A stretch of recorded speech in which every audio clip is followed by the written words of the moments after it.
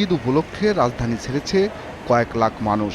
এ সময় ফাঁকা রাজধানীতে চুরি ছিনতাই বেড়ে যায়, আর এই কারণেই রাজধানীতে বাড়ানো হয়েছে পুলিশের চেকপোস্ট। আমাদের নিরাপত্তার জোরদার আরও বেশি চালিয়ে যাচ্ছি। চুরি ডাকাতি এই সমস্ত অপ্রীতিকর কোনো ঘটনা না ঘটে সেজন্য আমাদের মোবাইল পার্টিগুলি অনেক এলাকার অ্যালার্ট আছে। পুলিশের পাশাপাশি র্যাবও রাজধানীর বিভিন্ন স্থানে চেকপোস্ট বসিয়ে সন্দেহজনক গাড়ি তল্লাশি করছে। আইনশৃঙ্খলা বাহিনীর বাড়তি নিরাপত্তায় খুশি রাজধানীবাসী। নিরাপত্তাটা প্রত্যেকটা নাগরিকের প্রয়োজন আছে, সেক্ষেত্রে আমি মনে করি ওনারা যা করতেছে ওয়েল দেন গুড। যদি প্রপারভাবে চেকিং হয় তাহলে দুর্ঘটনার রিস্কটা অনেক কমে যাবে।